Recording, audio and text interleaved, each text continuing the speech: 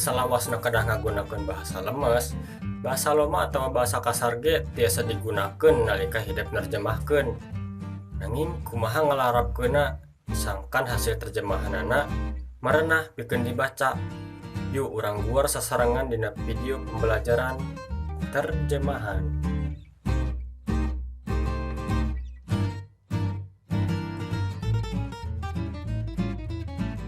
Assalamualaikum warahmatullahi wabarakatuh. Sampurasun. Tepang di sangasim kuring Puntrian Nugraha dina pangajaran bahasa Sunda. Dina video pangajaran nu ayeuna urang ngaguar kumaha padika narjamahkeun.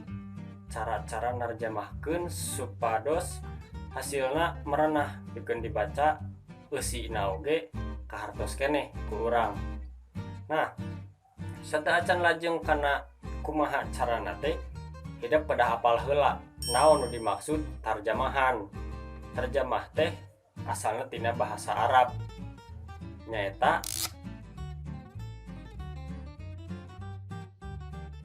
sederhanana mah terjemahan teh alih bahasa mindahkeun bahasa. Kumaha proses nerjemahkeun teh? Kahiji nyaeta proses mariksa. Naon nu kudu dipariksa? Teks anu arek ditarjamahkeun ku urang tina bahasa Inggris, tina bahasa Jepang, tina bahasa Arab, tina bahasa Prancis, tina bahasa Korea, atawa tina bahasa naon. Tuluy kumaha struktur kalimahna. Nah, sarua teu jeung bahasa Sunda atawa beda ieu. Siga bahasa Inggris kana bahasa Sunda bakal beda struktur kalimahna. Proses nu kadua nyaeta proses narjamahkeun. Ieu mah geus tangtu urang langsung mindahkeun bahasana. Anu tarina bahasa Inggris langsung pindahkeun kana bahasa Sunda. Anu tarina bahasa Indonesia langsung pindahkeun kana bahasa Sunda. Proses nu katilu nyaeta ngedit. Nah, henteu kudu diedit. Tangtosna supados hasil terjemahanana merenah pikeun dibaca jeung hasil terjemahanana ge leuwih kaharti ku urang oge ku batur anu macana. Rengse 4 proses dina narjamahkeun.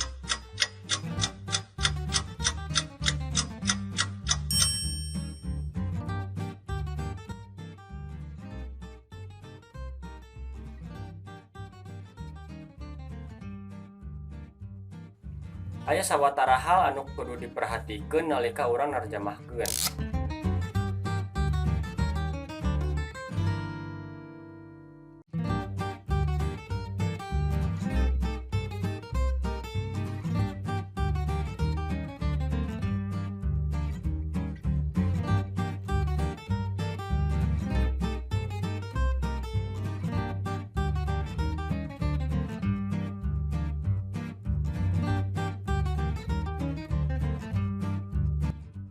Anu pamungkas nyaeta kumaha cara narjamahkeun.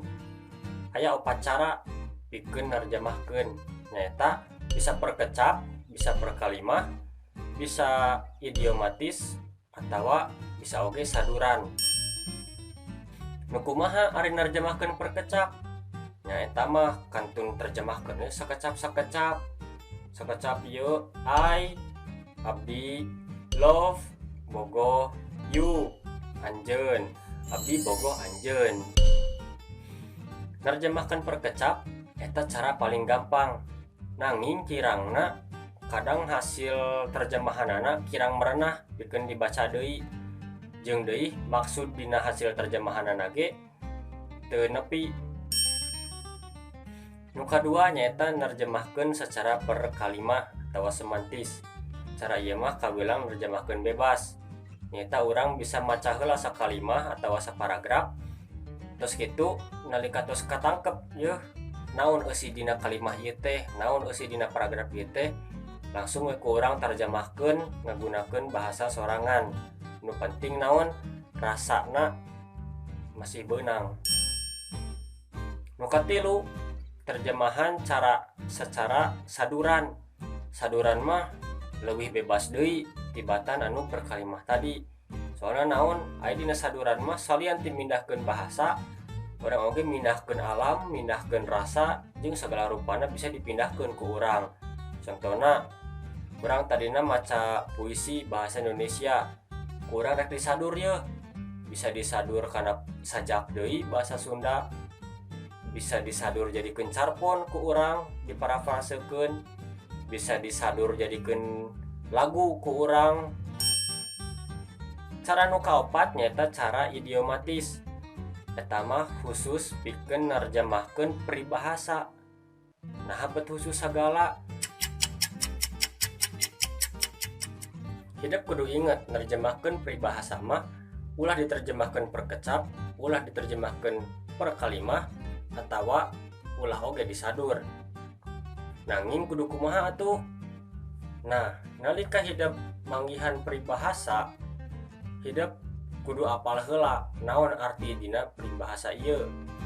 Tuluy ku hidup teangan tina bahasa sasaran aya peribahasa naon je anu hartina sami.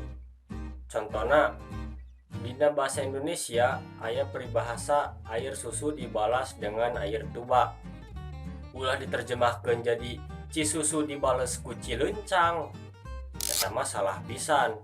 Keur mah maknana beda, artina oge beda, rasana oge beda, sagalana oge jadi beda. Dina bahasa Sunda naon atuh ye? Paribasa anu miboga harti anu sarua jeung air susu dibalas dengan air tuba. Oh, aya ye nu asih dipulang sengit. Eta sarua hartina hal anu alus dibales ku kagorengan. Tah rupina mung sakitu wae pedaran ngeunaan padika narjamahkeun. Mugia ilmuna mangpaat upama teu kahartos tiasa wangsulan deui we setel videona dugikeun ka 5 kali, 10 kali, 70 kali sangartosna hidup. Urang tepang deui dina pangajaran salajengna. Simkuring Puntria Nugraha, amit mundur amit mungkur. Wabillahi taufiq wal hidayah. Wassalamualaikum warahmatullahi wabarakatuh.